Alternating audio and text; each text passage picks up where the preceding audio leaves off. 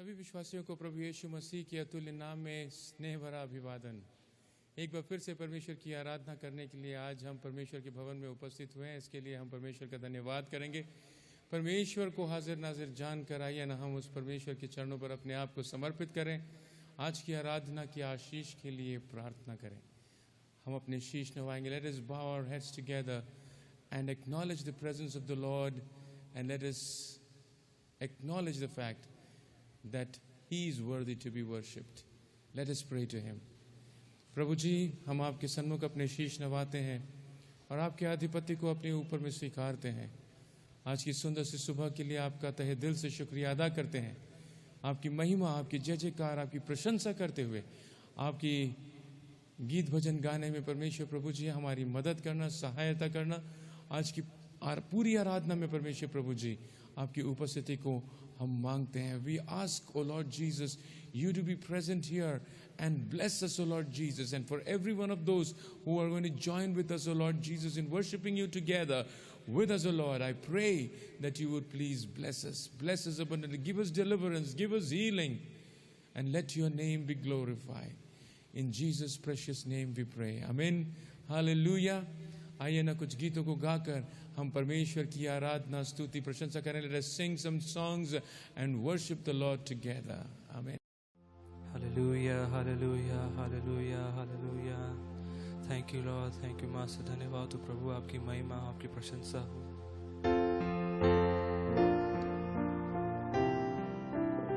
सभी को प्रभु यीशु मसीह के नाम में जय मसीह की।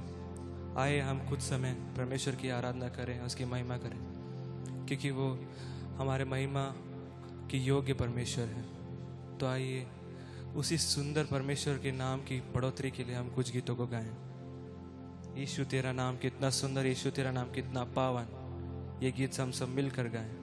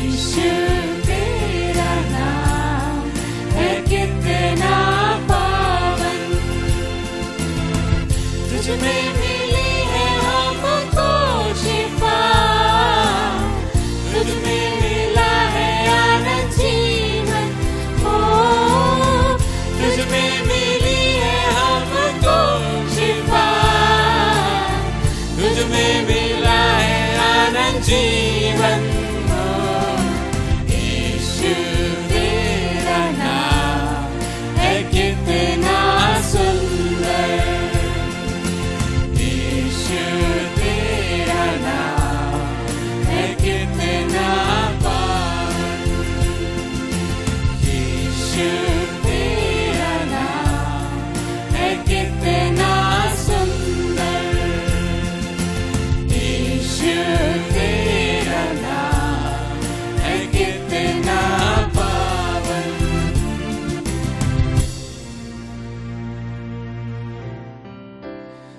सचमुच में प्रभु यीशु मसीह के नाम सुंदर पावन है। उसी में हमको शिफा मिलती है, उसी में हम शांति मिलती है। आसमान के नीचे और पृथ्वी के ऊपर हमें एक ही नाम जो हमें दिया गया है, वही हमारा उद्धारक है, वही हमारा पालनहार है, वही हमारा मार्गदर्शन यीशु मसीह है। आइए हम उसकी आराधना में कुछ और गीतों को गाएं, उसकी महिमा करें, उसकी प्रशंसा करके कि वो महान और महिमा के योग्य परमेश्वर है। आमीन, हालेलुया।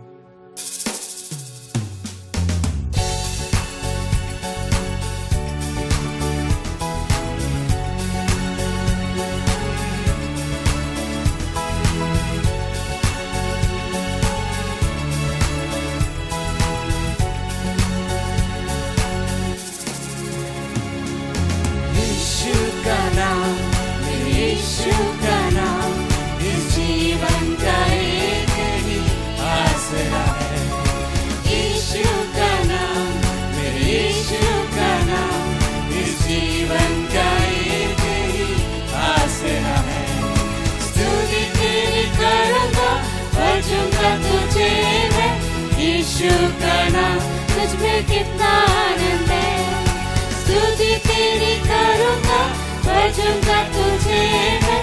यीशु का नाम तुझ में कितना आनंद है, यीशु का नाम, मेरे यीशु का नाम, इस जीवन का एक ही आसरा है।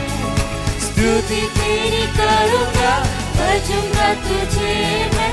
यीशु का नाम तुझ में कितना आनंद है, स्तुति तेरी करूँगा, भजूंगा तुझे मैं।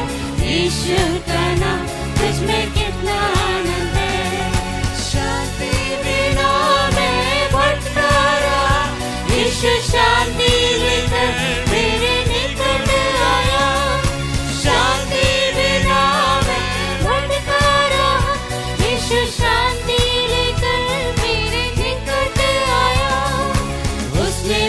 संभाला, गले से लगाया, सामर्थ्य हाथ से चलाता है वो। उसने मुझे संभाला, गले से लगाया, सामर्थ्य हाथ से चलाता है वो।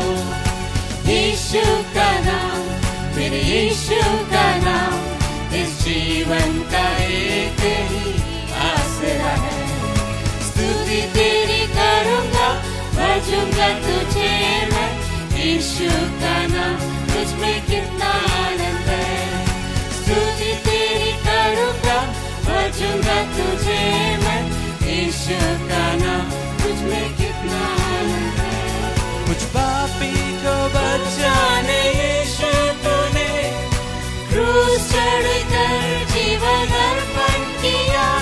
मुझ पापी को बचाने यीशु तूने क्रूस चढ़कर जीवन अर्पण किया।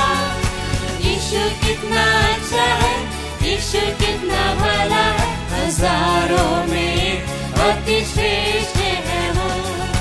यीशु कितना अच्छा है, यीशु कितना भला है, हजारों में अति श्रेष्ठ है वो। यीशु का नाम, मेरे यीशु का नाम, इस जीवन का एक ही आसरा है। स्तुति तेरी करूँगा, भजूंगा तुझे मैं। यीशु का नाम तुझ में कितना आनंद है, स्तुति तेरी करूँगा, भजूंगा तुझे मैं। यीशु का नाम तुझ में कितना आनंद है।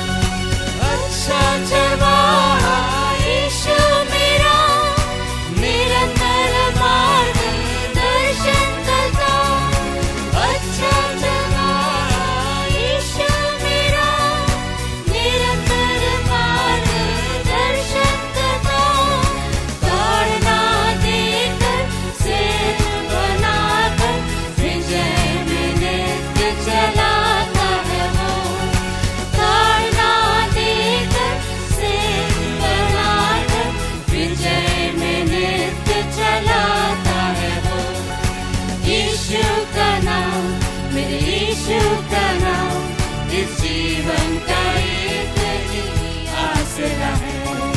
स्तुति तेरी करूँगा, भजूंगा तुझे मैं, यीशु का नाम तुझ में कितना आनंद है।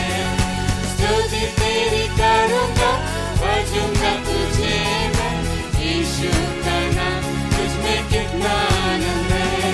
स्तुति तेरी करूँगा, भजूंगा तुझे मैं, यीशु का नाम तुझ में कितना आनंद है।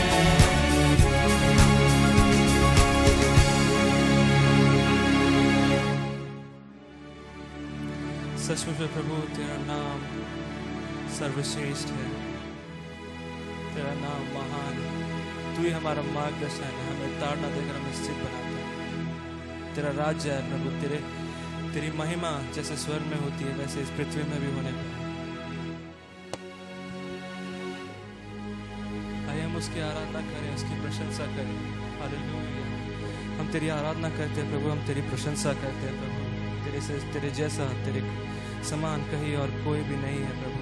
तू ही हमारा बाप है, तू ही हमारा सब कुछ है। हालेलुया। आमीन।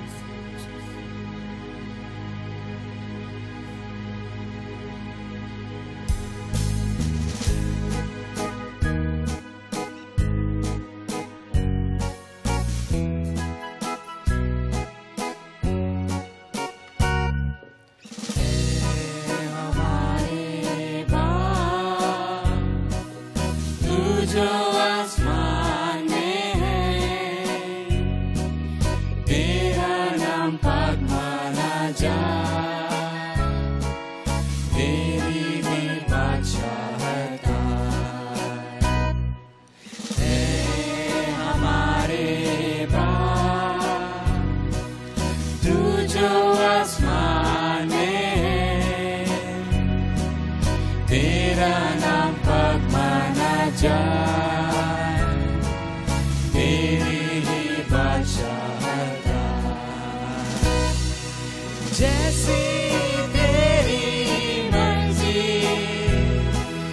आसमान में पूरी होती। जैसी तेरी मर्जी आसमान में पूरी होती, वैसे ही तेरी मर्जी जगत में पूरी हो जाए। वैसे ही तेरी मर्जी जगत में पूरी हो जाए। ऐ हमारे बाप, तू जो आसमान में है, तेरा नाम पाक माना जाए। तेरी ही बादशाहत। रोज की रोटी हमारी आज हमको दे दे। रोज की रोटी हमारी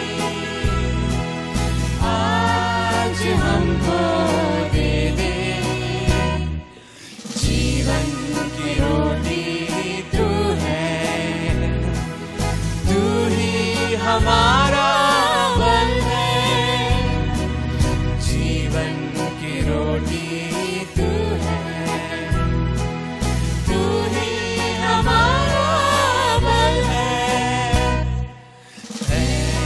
हमारे बाप, तू जो आसमान में है, तेरा नाम पाक माना जाए। तेरी ही बादशाहत। जिस तरह हम अपने अपराध को माफ करते, जिस तरह हम अपने अपराध को माफ करते, उस तरह तो हमारी अपराध को माफ कर दे। उस तू हमारी अपराध को माफ कर दे। ऐ हमारे बाप, तू जो आसमान में है, तेरा नाम पाक माना जाए, तेरी ही बादशाहत हमें आज़माइशों में जाने तू ना दे। हमें आज़माइशों में जाने तू ना दे, बल्कि बुराई से बचा, तेरी राह पर चला। बल्कि बुराई से बचा, तेरी राह पर चला। ऐ हमारे बाप, तू जो आसमान में है, तेरा नाम पाक माना जाए, तेरी बादशाहत।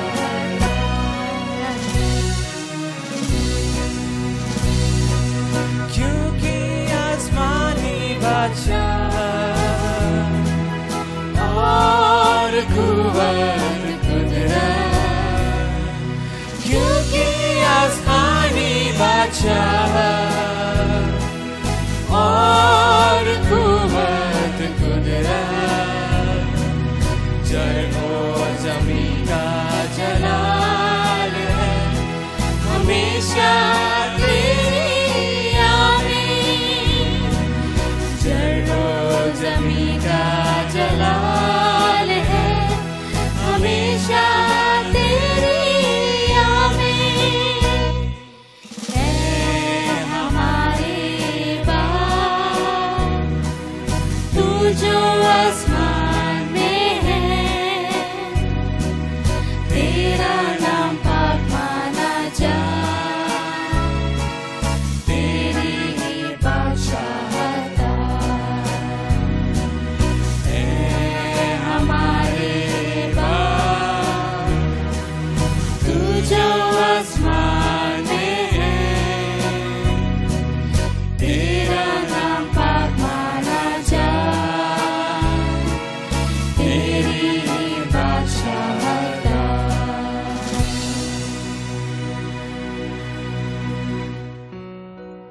यही हमारी प्रार्थना है प्रभु, तेरा नाम पाक माना जाए, तेरी ही बादशाहत आए। जिस तरह तेरी मर्जी स्वर्ग में पूरी होती है, वैसे ही इस दुनिया में और हमारे जीवन से पूरी होने पाए। आइए हम प्रार्थना करें। धन्यवाद पिता परमेश्वर, आज के इस समय के लिए, आज के इस आराधना के समय के लिए प्रभु, जो आपने हमें दिया, जो आपने हमें करने में सहायता की पूरे आत्मा और सच्चाई से, इसके लिए हम आपका बहुत बहुत धन्यवाद देते हैं। सच में प्रभु, आपका नाम महान, सर्वश्रेष्ठ और सर्वव्यापी नाम है प्रभु, जो आकाश के नीचे और पृथ्वी के ऊपर हमारे उद्धार के लिए दिया गया। सच में प्रभु, हम आपकी आराधना करते हैं, आपकी प्रशंसा करते हैं। तू महान, तू सर्वशक्तिमान प्रभु है। सारा आदर, सारा महिमा, सारा आदर, सारा जलाल, सब कुछ आपके हाथों में देते हैं प्रभु, सब कुछ आपको सौंपते हैं। यीशु मसीह के नाम से मांगते हैं, सुनो और प्रेम करना, आमीन। आइए हम भजन 121 का पाठ करें। मैं अपनी आंखें पर्वतों की ओर लगाऊंगा, मुझे सहायता कहाँ से मिलेगी? मुझे सहायता यहोवा की ओर से मिलती है, जो आकाश और पृथ्वी का करता है। वह तेरे पाँव को टलने न देगा, तेरा रक्षक कभी न ऊँघेगा। सुन इस्राएल का रक्षक, न ऊँघेगा और न सोएगा। यहोवा तेरा रक्षक है, यहोवा तेरी दाहिनी ओर तेरी आर है। न तो दिन को धूप से और न रात को चांदनी से तेरी कुछ हानि होगा। यहोवा सारी विपत्ति से तेरी रक्षा करेगा, वह तेरे प्राण की रक्षा करेगा। यहोवा तेरे आने जाने में तेरी रक्षा अब से लेकर सदा तक करता रहेगा। परमेश्वर इस भजन के पढ़े जाने और सुने जाने पर आशीष उठेले।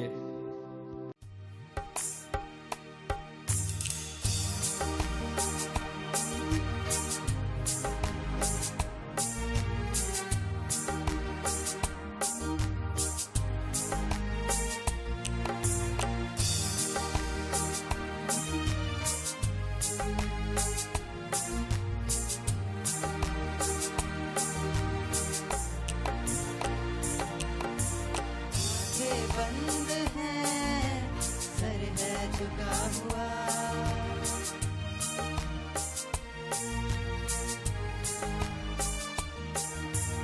आंखें बंद हैं, सर है झुका हुआ।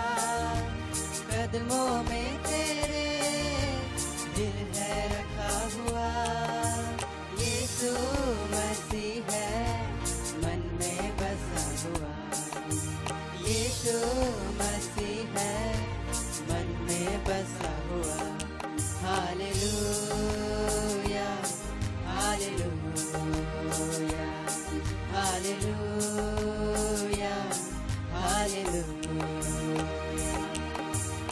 आंखें बंद हैं, सर है झुका हुआ। कदमों में तेरे दिल है रखा हुआ। यीशु मसीह है मन में बसा हुआ। यीशु मसीह है मन में बसा हुआ। Hallelujah hallelujah hallelujah hallelujah. अंदर आके बैठे हैं हम तेरे हैकल में। प्यार मसीह का आया है अब हमारे दिल में। अंदर आके बैठे हैं हम तेरे हैकल में। प्यार मसीह का आया है अब हमारे दिल में। है कितना आराम यहाँ, है कितनी सच्चाई तेरी बातों से यीशु मैंने मुक्ति पाई। भर दे दूरों से करते हैं ये दुआ। भर दे दूरों से करते हैं ये दुआ। Hallelujah hallelujah hallelujah hallelujah. तेरी राहों पे चलना है कितना मुबारक। तेरी बातों से यीशु मैंने पाई ताकत। तेरी राहों पे चलना है कितना मुबारक। तेरी बातों से यीशु मैंने पाई ताकत। अब मैं ऐसा पेड़ हूँ मौसम में फल लाऊंगा। तेरे घर में लगा रहूं, दूर कभी ना जाऊंगा। अब मैं ऐसा पेड़ हूँ मौसम में फल लाऊंगा। तेरे घर में लगा रहूं, दूर कभी ना जाऊंगा। तू मेरा प्याला, तू हिस्सा मेरा। तू मेरा प्याला, तू हिस्सा मेरा। Hallelujah hallelujah hallelujah hallelujah. बंद हैं, सर है झुका हुआ, कदमों में तेरे दिल है रखा हुआ। यीशु मसीह है मन में बसा हुआ, यीशु मसीह है मन में बसा हुआ। Hallelujah, hallelujah, hallelujah, hallelujah, hallelujah, hallelujah, hallelujah, hallelujah.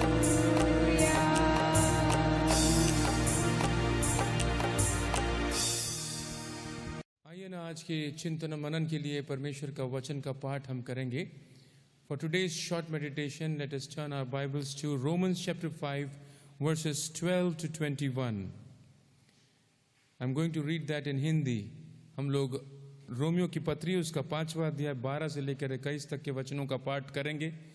We are going to read verses 12 to 14 and verses 18 to 21. हम लोग 12 से लेकर 14 तक की आयतों को पढ़ेंगे और 18 से लेकर 21 तक की आयतों को हम लोग पढ़ेंगे।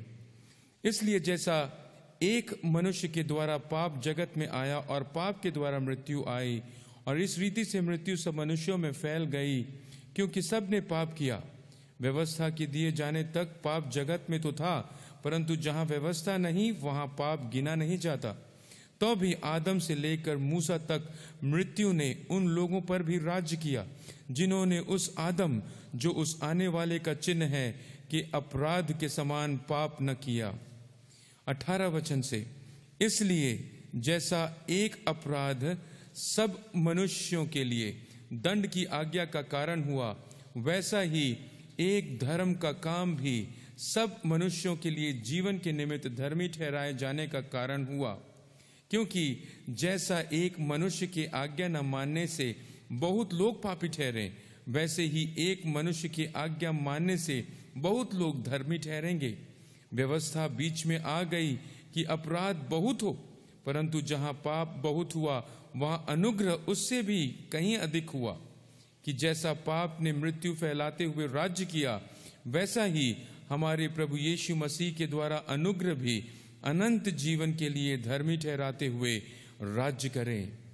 परमेश्वर अपने वचन के पढ़े जाने और सुने जाने पर अपनी आशीष को उंडेले। आज के इस चिंतन मनन को हम अगर शीर्षक देना चाहें तो वो होगा आदम द्वारा मृत्यु और मसीह द्वारा अनंत जीवन। इस पूरे पद्यांश को हम 2 भागों में बांट सकते हैं। पहला 12 से लेकर 14 तक की आयतों में, जिसे हम कह सकते हैं पाप की उत्पत्ति और मृत्यु रूपी परिणाम, जहां पर इस विषय पर चिंतन और मनन होता है, चर्चा की जाती है। अंग्रेजी में अगर बोला जाए तो the beginning of sin resulting in death.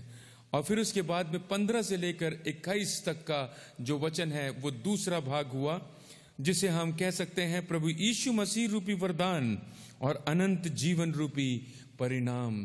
प्रभु यीशु मसीह रूपी वरदान और अनंत जीवन रूपी परिणाम, the free gift in and through Jesus Christ resulting in eternal life, the free gift in and through Jesus Christ resulting in eternal life.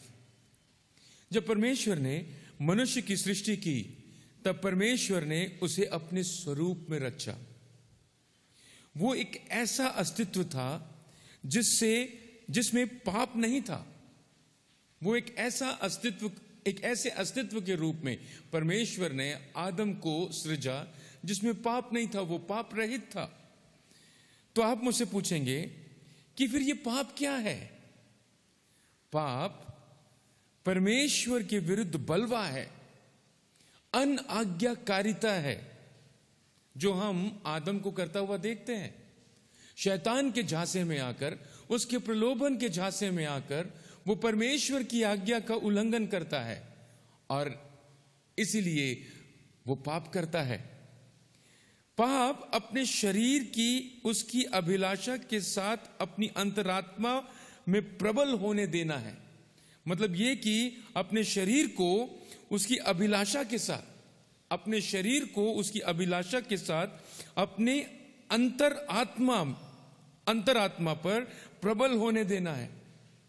पाप शरीर को प्रसन्न करना है और आत्मा को शोकित करना है।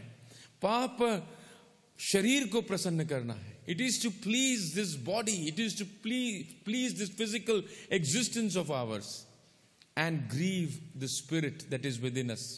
हमारे भीतर में जो परमेश्वर ने आत्मा को दिया है, उस आत्मा को शोकित करना है।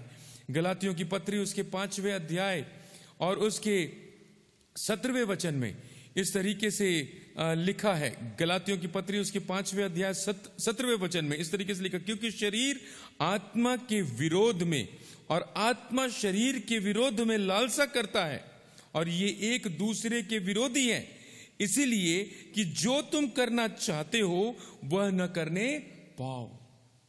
जो तुम करना चाहते हो वो तुम करने ना पाओ। अगर याकूब की पत्री में हम इस पाप की परिभाषा को देखने का प्रयास करें तो हमको पता चलता है याकूब की पत्री उसका 4 अध्याय और उसके 17वें वचन में इस तरीके से लिखा हुआ है, इसलिए जो कोई भलाई करना जानता है और नहीं करता उसके लिए वह पाप है। उसके लिए वह पाप है।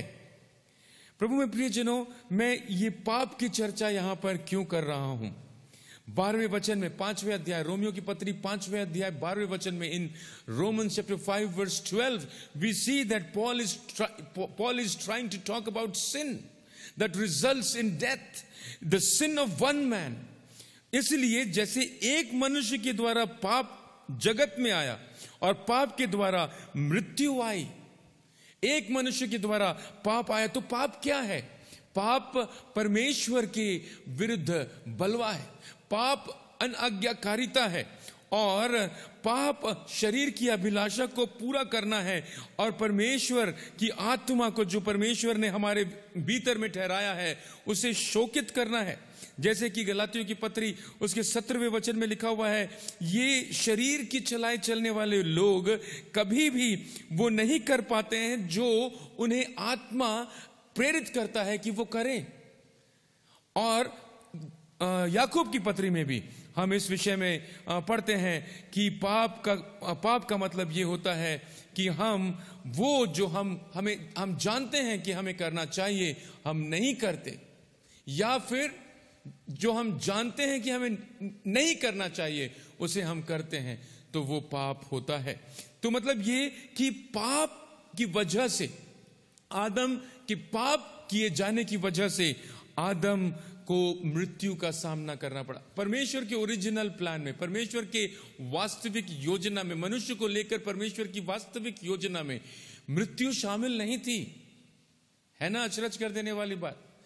Death was not a part of God's original plan for humanity, because God created man in his own image. परमेश्वर के अपने स्वरूप में परमेश्वर ने मनुष्य को बनाया, अपने स्वभाव को मनुष्य में डाला, लेकिन मनुष्य अपने उस स्वतंत्रता का नाजायज फायदा उठाकर शैतान के प्रलोभन के चुंगल में फंसकर उसने परमेश्वर के खिलाफ बलवा किया। परमेश्वर की अनाज्ञाकारिता का मतलब है परमेश्वर के खिलाफ बलवा, जिसे परमेश्वर ने नहीं सहा और उसे अपने से अलग कर दिया। अपने से अलग कर दिया। God separated, God casted man out of the garden of Eden.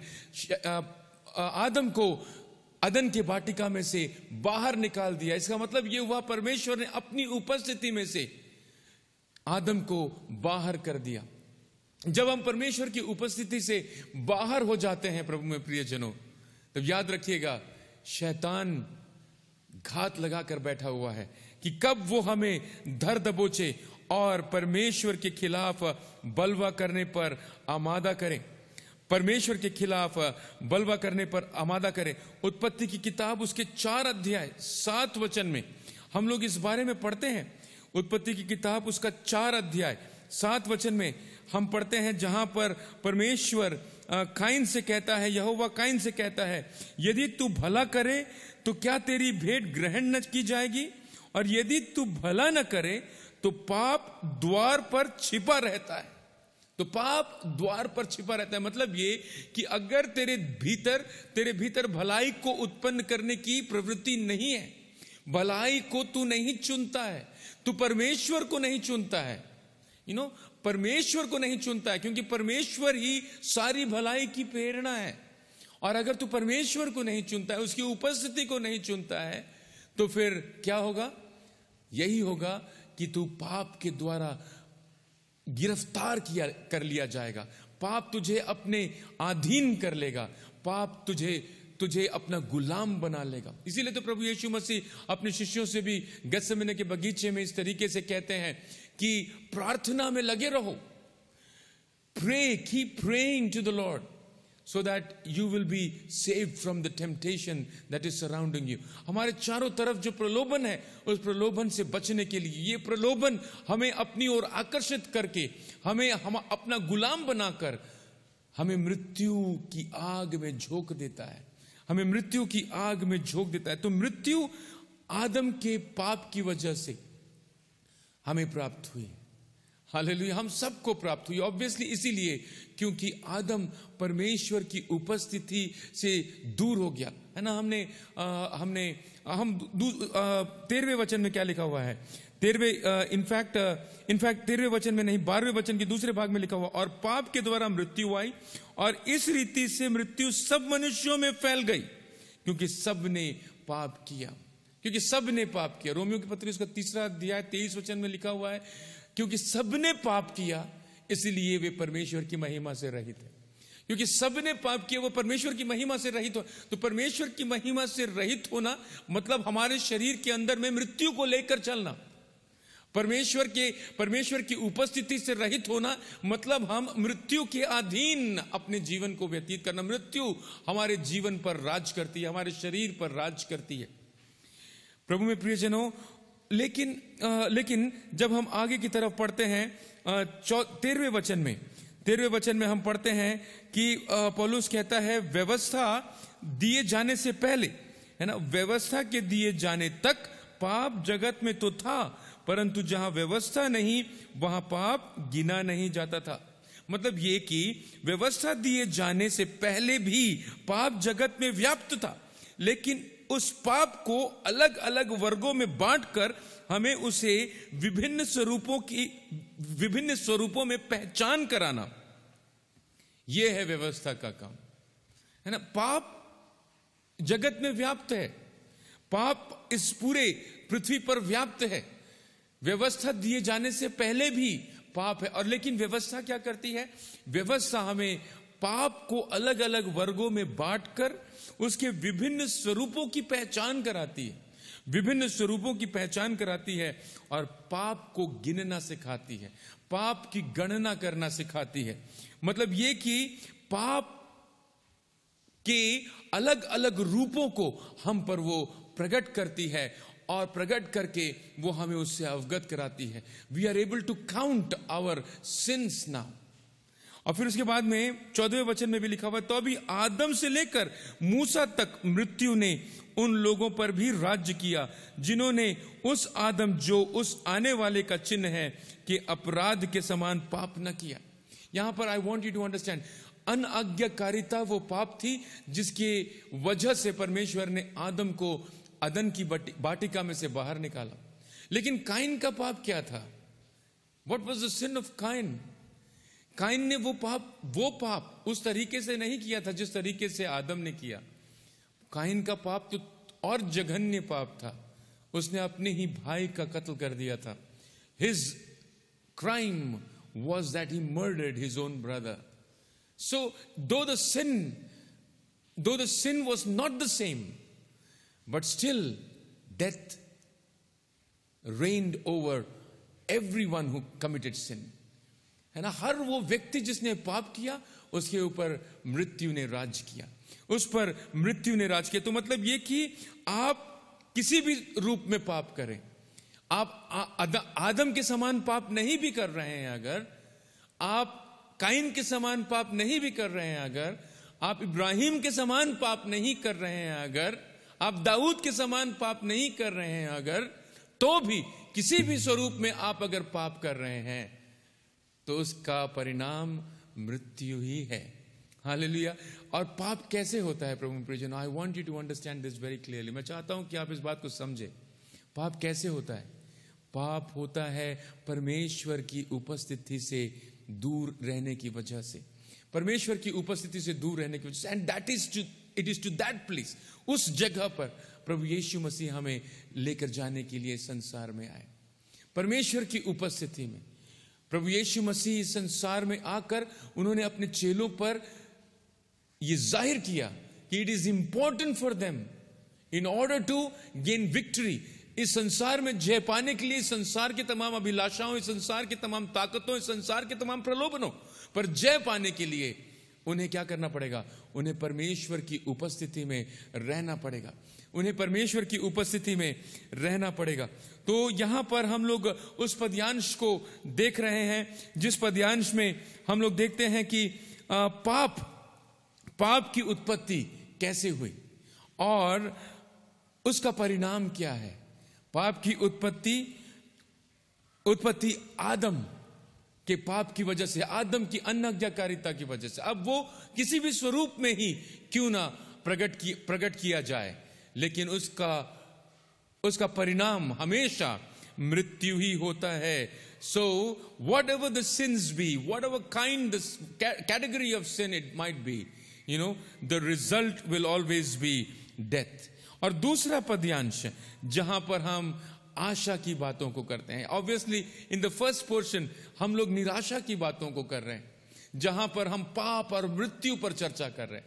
लेकिन दूसरे पद्यांश में जो थोड़ा बड़ा पद्यांश है, वहां पर तुलनात्मक तरीके से भी पौलुस तार्किक तर्क के साथ, अपने तर्क के साथ में पौलुस इस बात को जाहिर करने का प्रयास करता है कि it is in and through Jesus Christ, it is the sacrifice of Lord Jesus Christ, it is the obedience of Lord Jesus। प्रभु यीशु मसीह की आज्ञाकारिता हमारी अनाज्ञाकारिता को नलिफाई कर देती है।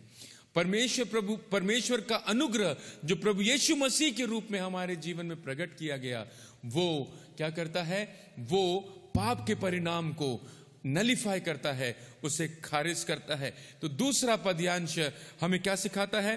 प्रभु यीशु मसीह रूपी वरदान, हमारे जीवन में वरदान के विषय में वो कहता है। मैं 15वीं आयत को पढ़ूंगा।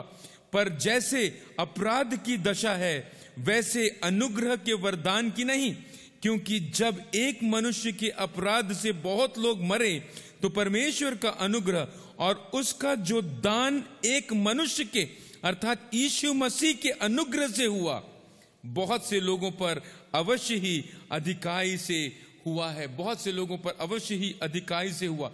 तो परमेश्वर का अनुग्रह हम पर कैसे प्रकट हुआ? प्रभु यीशु मसीह के द्वारा प्रकट हुआ। और परमेश्वर का अनुग्रह जो प्रभु यीशु मसीह के द्वारा प्रकट हुआ, वो सारी दशा में से, जिस दशा में हम पड़े हुए थे, जिस दशा में कोई आशा की किरण हमें दिखाई नहीं दे रही थी, हमें प्रभु यीशु मसीह क्या करता है? अनंत जीवन की ओर चलने का आह्वान देता है, अनंत जीवन की ओर हमारे रुख को करता है। प्रभु में प्रियजनों, this is the beauty of this wonderful gospel, है ना। प्रभु यीशु मसीह क्या करता है?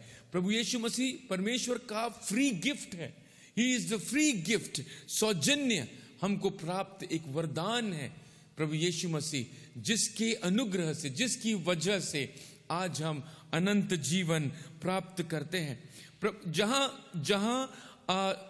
मैं पहले कोरिन्थियों की पत्री उसका 15 अध्याय, पहले कोरिन्थियों की पत्री उसका 15 अध्याय उसके 45 वचन से नीचे की ओर मैं पढ़ना चाहूंगा। ऐसे ही लिखा भी है कि प्रथम मनुष्य अर्थात आदम जीवित प्राणी बना और अंतिम आदम जीवनदायक आत्मा बना। अब सुनिएगा 46 वचन। परंतु पहले आत्मिक न था पर स्वाभाविक था, इसके बाद आत्मिक हुआ। प्रथम मनुष्य धरती से अर्थात मिट्टी का था, दूसरा मनुष्य स्वर्गीय है। जैसा वह मिट्टी का था वैसे ही वे भी है जो मिट्टी के है, और जैसा वह स्वर्गीय है वैसा ही वे भी है जो स्वर्गीय है। और जैसे हमने उसका रूप धारण किया जो मिट्टी का था, वैसे ही उस स्वर्गीय का रूप भी धारण करेंगे, उस स्वर्गीय का रूप भी धारण करेंगे। तो यहां पर पुराने आदम और नए आदम की बात की जा रही है, और उसी चर्चा को यहां पर रोमियो की पत्री में भी 15 वचन से लेकर 21 वचन तक पौलुस हमारे सामने में प्रकट करता है। इनफैक्ट 14वें वचन में वो इसका थोड़ा सा इंडिकेशन हमें देता है, थोड़ी सी सूचना हमें इस बाबत वो देता है कि पहला आदम वो था जिसके द्वारा इस संसार में मृत्यु आई, और दूसरा आदम वो है जिसके द्वारा इस संसार में अनंत जीवन, वो जो जीवित प्राणी बना। लेकिन प्रभु यीशु मसीह जो दूसरा आदम है वो जीवनदायक आत्मा है, वो जीवनदायक आत्मा है। तो प्रभु यीशु मसीह वो वरदान है प्रभु में प्रियजनों, जिसके द्वारा हमारा उद्धार हुआ है, जिसके द्वारा हमें अनंत जीवन प्राप्त हुआ है। 16वें वचन को भी मैं पढ़ूंगा। जैसा एक मनुष्य के पाप करने का फल हुआ, वैसे ही वरदान की दशा नहीं, क्योंकि एक ही के कारण दंड की आज्ञा का फैसला हुआ, परंतु बहुत से अपराधों के कारण ऐसा वरदान उत्पन्न हुआ कि लोग धर्मी ठहरे। क्योंकि जब एक मनुष्य के अपराध के कारण मृत्यु ने उस एक ही के द्वारा राज्य किया, तो जो लोग अनुग्रह और धर्म रूपी वरदान बहुतायत से पाते हैं, वे एक मनुष्य के अर्थात यीशु मसीह के द्वारा अवश्य ही अनंत जीवन में राज्य करेंगे, अनंत जीवन में राज्य करेंगे। हम जो प्रभु यीशु मसीह के स्वरूप में ढलते चले जा रहे हैं, अगर हम प्रभु यीशु मसीह का अनुसरण कर रहे हैं, अगर हम प्रभु यीशु मसीह की आज्ञा का पालन कर रहे हैं, तो मतलब ये कि हम प्रभु यीशु मसीह के पीछे चल रहे हैं। जैसे प्रभु यीशु मसीह ने इस संसार में अपने अवतरण के एक उद्देश्य को हम पर जाहिर करते हुए ये कहा कि जो तुम मुझे करता हुआ देखते हो वही पिता भी करता है। हालेलुया। तुम भी वही करो, you also do the same. मुझको और आपको, हमें प्रभु यीशु मसीह का अनुसरण इसीलिए करना है क्योंकि आज्ञाकारिता के रूप में उसने अपने आप को एक आदर्श के रूप में हमारे सामने में पेश किया है। तो प्रभु में प्रियजनों, हमें प्रभु यीशु मसीह के समान बनना है। नित्य प्रतिदिन हमें प्रभु यीशु मसीह के स्वरूप में ढलते चले जाना है, और जब हम प्रभु यीशु मसीह के स्वरूप में ढलते चले जाएंगे तो हम वो जीवनदायक आत्मा के रूप में तब्दील होते चले जाएंगे। हालेलुया। हम उस स्वर्गीय दशा को प्राप्त करेंगे और उस अलौकिक दशा को प्राप्त करेंगे। प्रभु में प्रियजनों, यहाँ पर पौलुस कहता है कि एक मनुष्य के अर्थात यीशु मसीह के द्वारा अवश्य ही अनंत जीवन में राज्य करेंगे। 18 वचन से लेकर आगे को इसी तर्क को वो जारी रखते हुए तुलनात्मक तरीके से वो अपने तर्क को पेश करता है। इसी बात को वो हम पर जाहिर करने की कोशिश करता है कि अगर एक व्यक्ति की अनाज्ञाकारिता की वजह से, अगर एक व्यक्ति के पाप की वजह से इस संसार में मृत्यु आती है, इस संसार में दंड आता है, तो एक व्यक्ति की आज्ञाकारिता की वजह से, है ना। हम लोग फिलिपियों की पत्री उसके 2 अध्याय में प्रभु यीशु मसीह की आज्ञाकारिता के बारे में पढ़ते हैं, और वहां पर इस तरीके से लिखा हुआ है, फिलिपियों की पत्री उसका 2 अध्याय और उसके 8वें वचन, और मनुष्य के रूप में प्रकट होकर उसने अपने आप को दीन किया और यहां तक आज्ञाकारी रहा कि मृत्यु, वहां क्रूस की मृत्यु भी सह ली। उसने क्रूस की मृत्यु भी सह ली। इस कारण परमेश्वर ने उसको अति महान भी किया और उसको वह नाम दिया जो सब नामों में श्रेष्ठ है। प्रभु में प्रियजनों, आज्ञाकारिता के रूप में एक आदर्श के समान परमेश्वर प्रभु यीशु मसीह हमारे सामने में आज खड़े हैं। तो आज्ञाकारिता हमारे जीवन में एक स्वभाव में तब्दील हो जाना बहुत जरूरी है। इसीलिए जैसा एक अपराध सब मनुष्यों के लिए दंड की आज्ञा का कारण हुआ, वैसे ही एक धर्म का काम भी सब मनुष्यों के लिए जीवन के निमित्त धर्मी ठहराए जाने का कारण हुआ। जीवन के निमित्त धर्मी ठहराए जाने का कारण हुआ। तो प्रभु यीशु मसीह की आज्ञा के कारण हम परमेश्वर के सन्मुख धर्मी ठहराते हैं। प्रभु यीशु मसीह के अनुसरण, प्रभु यीशु मसीह के का अनुसरण अगर हम करते हैं तो हम परमेश्वर के सन्मुख धर्मी ठहराए जाते हैं। 19 वचन में लिखा हुआ है, क्योंकि जैसा एक मनुष्य की आज्ञा न मानने से बहुत लोग पापी ठहरे, वैसे ही एक मनुष्य की आज्ञा मानने से बहुत लोग धर्मी ठहरेंगे। बहुत से लोग धर्मी ठहरेंगे। प्रभु में प्रियजनों, अगर हमें धर्मी ठहरना है तो प्रभु यीशु मसीह के आड़ में, प्रभु यीशु मसीह के छत्र छाया में हमें अपने आप को समर्पित कर देना है। प्रभु यीशु मसीह के छत्र छाया में हमें अपने आप, we have to come under the shadow of that wonderful Lord of ours, our Lord Jesus Christ. 20वें वचन में मैं पढ़ना चाहूंगा, 20वां और 21वां वचन। व्यवस्था बीच में आ गई कि अपराध बहुत हो, परंतु जहां पाप बहुत हुआ वहां अनुग्रह उससे भी कहीं अधिक हुआ।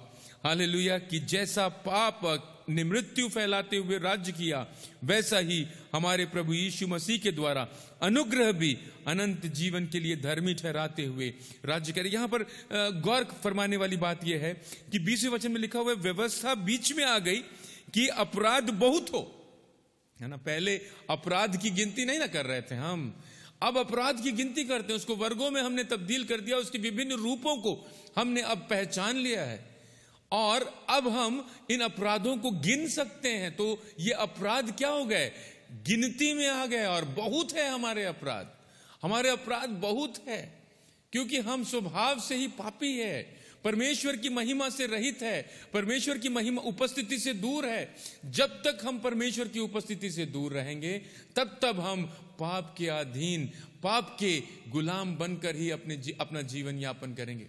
प्रभु में प्रियजनों, लेकिन अगर परमेश्वर की उपस्थिति में, परमेश्वर की उपस्थिति को हाजिर नाजिर जानकर परमेश्वर की उपस्थिति में बने अगर हम रहेंगे तो फिर पाप हमसे कोसों दूर रहेगा। शैतान अपनी तमाम प्रलोभनों से हमारी किसी भी प्रवृत्ति को अपने वशीभूत नहीं कर पाएगा। प्रभु में प्रियजनों, बहुत जरूरी है इस बात को समझना। व्यवस्था बीच में आ गई कि अपराध बहुत हो, परंतु जहां पाप बहुत हुआ वहां अनुग्रह उससे भी अधिक हुआ। वहां अनुग्रह भी उससे अधिक, मतलब जो प्रभाव शैतान व्यवस्था के द्वारा हमें दोषी ठहराने में छोड़ता था, वो उससे भी बड़ा प्रभाव हमारे प्रभु यीशु मसीह हमें निर्दोष ठहराने में छोड़ते हैं। और वो कैसे? अपने आप को कलवरी क्रूस पर बलिदान करके, अपने आप को कलवरी क्रूस पर बलिदान करके, कि जैसे पाप ने मृत्यु फैलाते हुए राज्य किया, वैसे ही हमारे प्रभु यीशु मसीह के द्वारा अनुग्रह भी अनंत जीवन के लिए धर्मी ठहराते हुए राज्य करे। तो परमेश्वर का अनुग्रह, परमेश्वर की कृपा हमारे जीवन में हमें अनंत जीवन प्रदान करती है। प्रभु में प्रियजनों, हमने इस पद्यांश में देखा कि कैसे आदम द्वारा मृत्यु इस संसार में आई। आदम के पाप की सजा रूपी, सजा के परिणाम स्वरूप मृत्यु इस संसार में आई। अब चाहे पाप कोई भी कैसा भी क्यों ना हो, अगर हम आदम के समान पाप करें या ना करें तो भी उसका परिणाम मृत्यु ही है। और जब तक हम परमेश्वर की उपस्थिति से दूर रहेंगे, परमेश्वर की उपस्थिति से अलग रहेंगे, तब तक पाप हमें अपने कब्जे में लेकर हमें दबाने की कोशिश करेगा, हमें अपना गुलाम बनाने की कोशिश करेगा। लेकिन प्रभु यीशु मसीह के द्वारा हमें क्या प्राप्त होता है? प्रभु यीशु मसीह के द्वारा हमें परमेश्वर का अनुग्रह प्राप्त होता है और अनंत जीवन प्राप्त होता है। परमेश्वर के अनुग्रह के द्वारा हम धर्मी ठहरते हैं और धर्मी ठहराए जाने की वजह से हमें अनंत जीवन प्राप्त होता है, अनंत जीवन प्राप्त होता है। तो प्रभु में प्रियजनों, आज हमारे पास में ये वक्त है कि हम जरा सोचें, अपने जीवन का मूल्यांकन करें। जब हम अपने चारों तरफ देखते हैं तो बहुत डर लगता है, भयावह है परिस्थितियां। लेकिन प्रभु में प्रियजनों, मैं आपको बताना चाहता हूं एक यथार्थ, हम जो इस संसार में आए हैं, इस संसार से जरूर पलायन कर हम कुछ कर जाएंगे। हाल फिलहाल बहुत सारे हमारे दोस्त, भाई, बंधु और रिश्तेदार इस संसार से कुछ कर गए और यही हमारा भी गंतव्य है। महामारी के टाइम में हो सकता है कि बहुत सारे एक साथ चले जाते हैं, लेकिन ये जो चले जाना है ये अंत नहीं है, ये एक नई शुरुआत है। एक नई शुरुआत अनंत जीवन की, या फिर एक नई शुरुआत अनंत यातना की। हम अनंत जीवन की ओर आगे बढ़ रहे हैं या अनंत यातना की ओर आगे बढ़ रहे हैं, क्योंकि शैतान और उसके अनुयायियों के लिए परमेश्वर ने एक जगह बनाकर रखा है जिसे हम नरक कहते हैं। और प्रभु यीशु मसीह के पीछे परमेश्वर की आज्ञा का पालन करते हुए संसार में जीते हर परमेश्वर के बंदे के लिए परमेश्वर ने अपनी उपस्थिति में अनंत जीवन निर्धारित किया। That is the original plan of God for humanity. वही है मनुष्य के लिए परमेश्वर की वास्तविक योजना, अनंत जीवन। He had created us so that he can have fellowship with us. उसने हमें इसीलिए बनाया कि वो हमारे साथ में संगति कर सके। Hallelujah. Imagine God visiting garden of Eden. परमेश्वर, वो महामहिम, सर्वोत्तम, सर्वश्रेष्ठ, सर्वव्यापी, सर्वज्ञानी परमेश्वर अदन की वाटिका में आदम के साथ में विचरने के लिए आता है। That was what God had desired when He created Adam. जब आदम को परमेश्वर ने बनाया तो यही मंसूबे के साथ में बनाया। लेकिन जो स्वतंत्रता परमेश्वर ने आदम को दी थी, उस स्वतंत्रता का आदम ने दुरुपयोग किया। शैतान के वशीभूत होकर, शैतान के प्रलोभन में फंसकर उसने एक ऐसा गुनाह किया जिसकी वजह से वो परमेश्वर की उपस्थिति से वंचित हो गया। प्रभु यीशु मसीह जो परमेश्वर का प्रतिरूप है, परमेश्वर मानव रूप धारण करके इस संसार में आए ताकि वो मुझको और आपको फिर से अपनी उपस्थिति में ग्रहण कर सके, वो अनंत जीवन दे सके जो उसकी वास्तविक योजना हम सब के लिए है। आइए ना अपने शीश को हम उसके सम्मुख नवाएं, उस परमेश्वर की ओर हम ताकें। वो परमेश्वर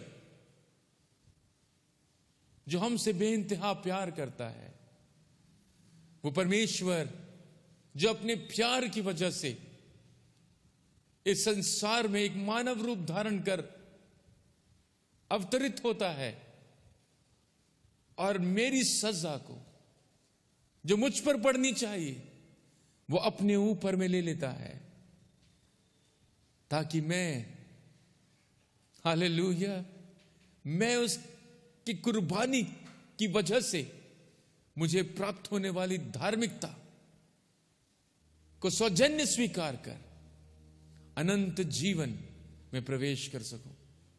सौजन्य स्वीकार कर। It is a free gift from God. Jesus is a free gift from God so that he will receive us into his glory. अपनी महिमा में हमें प्रवेश करने के लिए। तो आइए ना हम उसकी महिमा में प्रवेश करें, नित्य प्रतिदिन उसकी उपस्थिति में प्रवेश करें। Let us seek for the presence of God. हम लोग परमेश्वर की उपस्थिति की खोज में रहे। ढूंढो तो तुम पाओगे, खटखटाओ तो तुम्हारे लिए खोला जाएगा। हालेलुया। तो आइए ना हम ढूंढें, हम खटखटाएं, मांगेंगे हम परमेश्वर से, वो हमें जरूर देगा। हालेलुया, क्योंकि वो हमसे बेइंतहा प्यार करता है। आमीन Lord Jesus, hallelujah.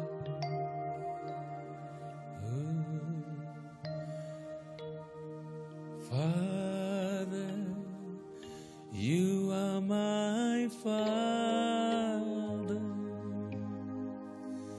Jesus, you are my Savior. Holy Spirit, you are my comforter, and my soul knows it well. यीशु तू मेरा उद्धारक है, पिता तू मेरा पिता है, पवित्र आत्मा तू मेरा सहायक मेरी आत्मा जानती है। पिता तू मेरा पिता है, ईशु तू मेरा उद्धारक है, पवित्र आत्मा तू मेरा सहायक है, मेरी आत्मा जानती है, मेरी आत्मा जानती है। आइए ना हम प्रार्थना करें, उस परमेश्वर के सन्मुख हम अपने शीश नवाएं, उसके प्रेम को हम स्मरण करें जो उसने कलवरी क्रूस पर हमें दिखाया। आइए प्रार्थना करें। Let us pray. Loving Heavenly Father, we want to thank you and praise you for this beautiful and wonderful time of listening to your word, understanding your word. परमेश्वर अपने वचन को हम पर जाहिर करने के लिए बहुत बहुत धन्यवाद। परमेश्वर प्रभु, हम आपके वचन अनुसार अपने जीवन को ढाल सकें, आपके स्वरूप में नित्य प्रतिदिन ढलते चले जाएं, इस संसार के प्रलोभन से बच सकें परमेश्वर प्रभु जी। हालेलुया। ताकि हम प्रभु यीशु मसीह की कुर्बानी के निमित्त हमें जो धार्मिकता प्राप्त होती है, उस धार्मिकता की वजह से हम वो अनंत जीवन प्राप्त कर सकें जो आपने हम सब के लिए हमेशा हमेशा के लिए बना के रखा है। परमेश्वर प्रभु, इस बाबत हम अपने जीवन को आपके चरणों पर समर्पित करते हैं, और जितने आज इस आराधना में शामिल हुए उन सबको हम आपके हाथों में सौंपते हैं। परमेश्वर, परिवारों को, उनके जीवन में चाहे जो भी परेशानी है, जो भी तकलीफ, जो भी आपदा विपदा के दौर से वो गुजरते हैं, परमेश्वर उन्हें आप छुटकारा दीजिए। खुदावन, पाप की ताकत से परमेश्वर प्रभु जी हमें जय प्रदान करिए, हमें विक्टोरियस बनाइए परमेश्वर प्रभु। Make us a victorious person of God. Give us your victory, O Lord Jesus. You have made us more than conquerors. आपने हमको जयवंत से भी बढ़कर बनाया है परमेश्वर। इसके लिए बहुत बहुत आपके अनुग्रह के लिए धन्यवाद। Thank you for your grace, O God. We thank you for your mercies. धन्यवाद आपकी दया के लिए परमेश्वर। सब कुछ आपके चरणों पर समर्पित करते हैं, विनती प्रभु यीशु मसीह के नाम से मांगते हैं। सुनना और ग्रहण करना पिता, आमीन। अब हमारे परमेश्वर पिता का प्रेम, प्रभु यीशु मसीह का अनुग्रह और पवित्र आत्मा की धन्य संगति और सहभागिता हम में से जितने लोग आज इस प्रवचन को जो सुन रहा है, आज इस आराधना में जो शामिल हुआ, उन सब के साथ, हमारे परिवारों के साथ, और प्रभु यीशु मसीह पर एतबार कर उसके पीछे ईमानदारी के साथ चलते उस अनंत जीवन की खोज में प्रभु यीशु मसीह के पीछे चलते हर परमेश्वर के दास दासी के साथ प्रभु यीशु मसीह के दूसरे आगमन तक होती रहे, और हम सब मिलकर कहे आमीन और आमीन। परमेश्वर आप सबको आशीषित करे, अनुग्रहित करे, सुरक्षित रखे, छुटकारा दे। सबको जय मसीह की।